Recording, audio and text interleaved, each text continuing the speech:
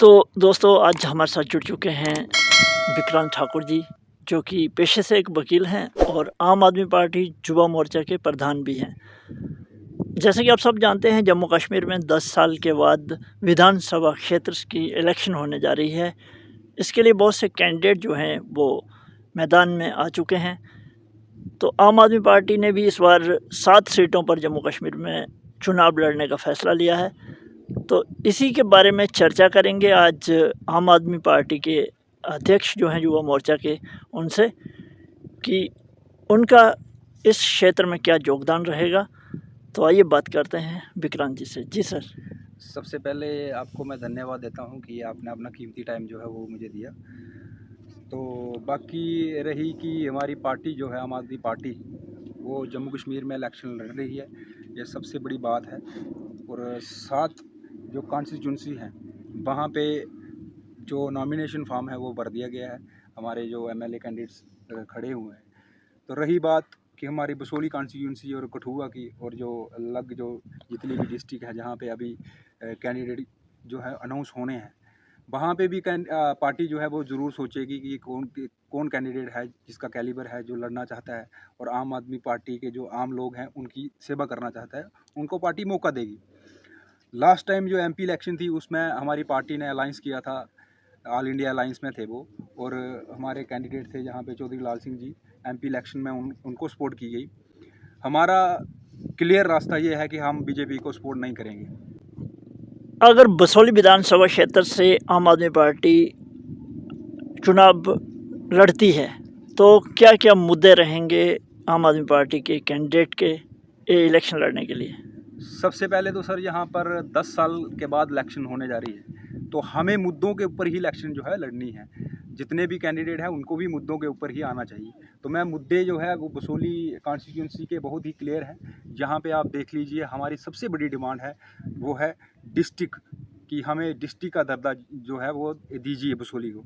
और डिस्ट्रिक्ट का दर्जा जो प्रेजेंट सरकार है ये इजीली दे सकती है। अगर लद्दाख में मिल सकती है 5 डिस्ट्रिक्ट, तो हमारे बसोली को भी वो डिस्ट्रिक्ट का दर्जा दे सकते थे। पर हमें लॉलीपॉप दिया जाता है हर बार की तरह, और जितने भी यहाँ पे उम्मीदवार आए उन्होंने हमें सिर्फ आश्वासनी दी है कि इस बार हो जाएगी, इस बार हो जाएगी। मैं गुजारिश करता हूँ कि जितने भी हमारे लोग हैं इस टाइम इस मुद्दे को ऊपर रखें, प्रायोरिटी के ऊपर। और नंबर 2, आप बसोली कॉन्स्टिट्यूंसी को अच्छे से देखें कि यहाँ से महानपुर 33 किलोमीटर है, वहाँ से लेकर बसोली तक का रोड देख लीजिए आप, कितनी अच्छी कंडीशन है उस रोड की या कितनी नहीं है। इतने इतने खड्डे हैं सर कि हम उसको अपना अब माइंड ऑफ प्रोस्पेक्टस जो है वो सोचते हैं कि नहीं, हम खड्डों में ही जीना है, क्योंकि खड्डों से एक रोज़गार पैदा हो रहा है। वहाँ पे अगर पानी भरेगा गाड़ी टूटेगी, मैकेनिक के पास जाएंगे, मैकेनिक 4 पैसे कमाएगा, और मच्छर पैदा हो गए, मच्छरों का घर है वहाँ पर। और क्योंकि ये हमें अब सोचना पड़ेगा कि क्योंकि ये सरकार तो करेगी नहीं,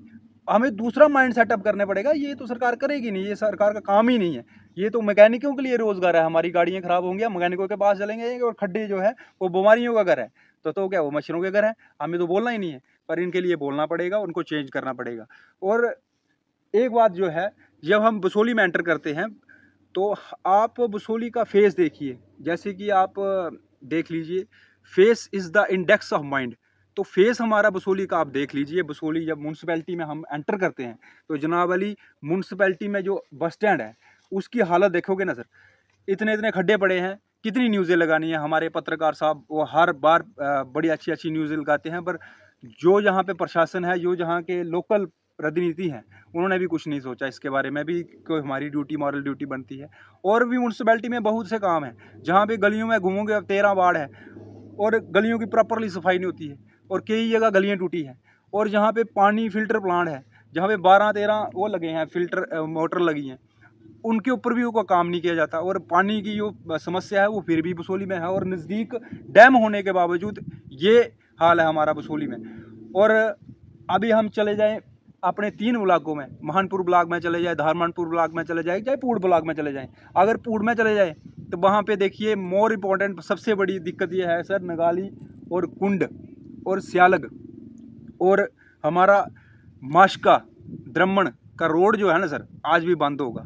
पर लोगों की किस्मत में देखता हूँ पता नहीं कैसी चमकती है, बीजेपी की तरफ पता नहीं कैसे दे देते हैं, विदाउट डेवलपमेंट बोर्ड दे देंगे हम, हर बार की तरह यही है। मैं चाहता हूँ कि मेरे युवा जो हैं वो समझ जाएं, अपना वोट किसके लिए देते हैं हम, अपना वोट हिंदू मुसलमान के लिए नहीं देते हैं, हम सारे इंसान हैं, हमें इंसानियत के तौर पे सोचना चाहिए। और पार्टियों का काम है डेवलपमेंट करना। अगर डेवलपमेंट नहीं हो रही है देन आपके पास राइट है कि आप चेंज करो हर 5 साल के बाद। पर यहाँ हर बार पेड़ चाल की तरह कुछ काम भी नहीं हो रहा, फिर भी आप वोट दे जा रहे हो। तो मैं ये आपको द्वारा एक बता देना चाहता हूँ कि हमारा रोड जो है, शारा का रोड जो है, लिंक रोड माशका के लिए जाता है और वो अपनी 3 पंचायतों के साथ आगे अट्ट माशका ब्राह्मण के साथ लिंक करता है, वो आज भी बंद है। और माशका का जो प्रोजेक्ट है सर, जो इसका इलेक्ट्रिसिटी प्रोजेक्ट है, वहाँ पे डेवलपमेंट फंड आता है हर साल के लिए, और लगता कहाँ पर वह, उसकी प्रैक्टिकलिटी कहाँ है, कोई पता नहीं है।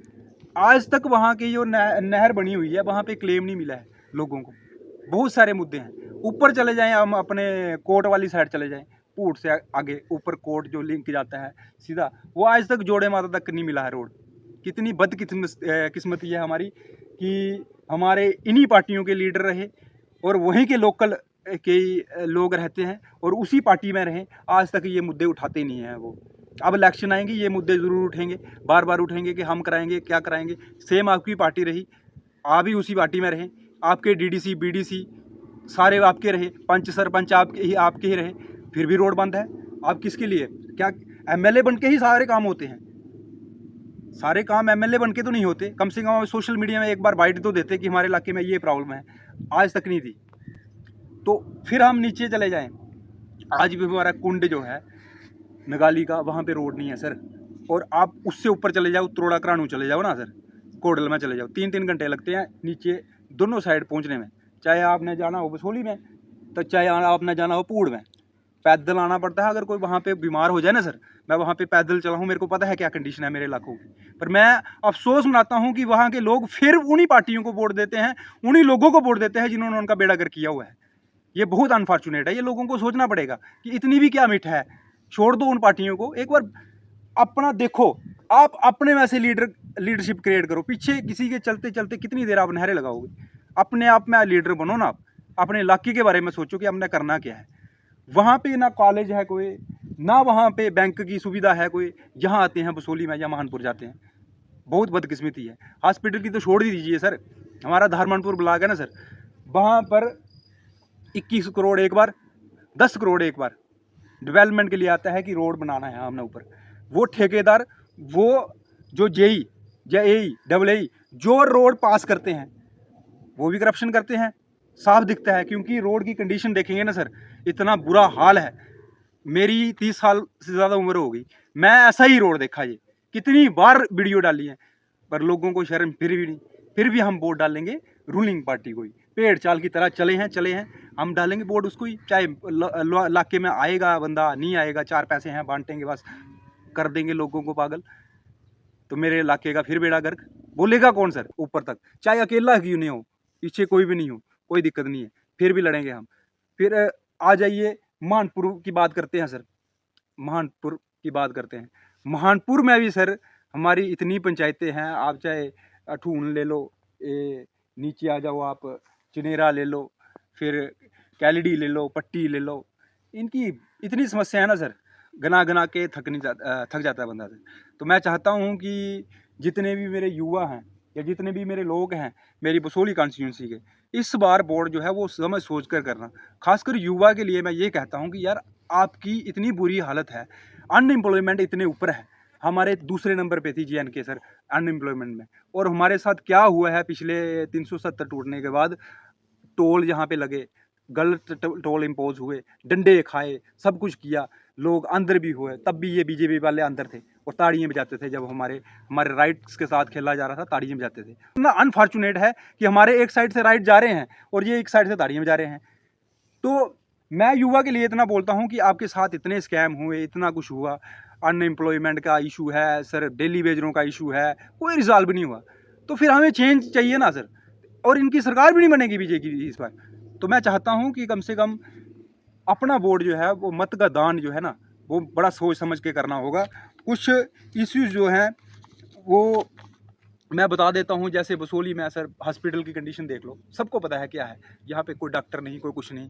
अगर कोई मरीज आएगा तो उसको सीधा रेफ़र कर देंगे। टूरिज़्म सेक्टर का देख लीजिए, इस टाइम हम पुरथू में खड़े हैं। यहाँ पे क्या है, हर साल यहाँ पे 2-3 डेथ होती रहती हैं। फिर भी आप कोई भी यहाँ पे कोई भी प्रोटेक्शन के लिए कोई बंदा कोई कुछ नहीं है। और यहाँ पे कोई बैठने के लिए भी कोई अच्छी सी स्पेस नहीं बनाई। वहाँ पे मेरे इलाके ऊपर चले जाओ धारवानपुर में, इतनी पोटेंशियल है सर, उसके बावजूद भी कोड़ल नगाली या इतने ऊपर वाले जितने इलाके हैं, इतने देखो अभी कितना अच्छा वादियाँ हैं वहाँ पर, धुंध गिरी हुई है। वहाँ पे इतना अच्छा सेक्टर बन सकता है टूरिज़्म का, पर नहीं है, विज़न नहीं है। अगर जोड़े माता कनेक्ट कर देंगे, वहाँ पे राम रचना एक ग्राउंड है, वहाँ पे गुलमार्ग से भी ज़्यादा टूरिस्ट आ सकता है सर, पर विज़न नहीं है, क्यों बनाएंगे? अगर बोर्ड मिल रहे हैं इजी से, खाते जाओ, गुनगाते जाओ। तो बहुत सारे इशू है सर, बोलने के लिए बहुत सारे हैं। ये लोगों को समझना पड़ेगा कि आपने किसको अभी वोट देना है।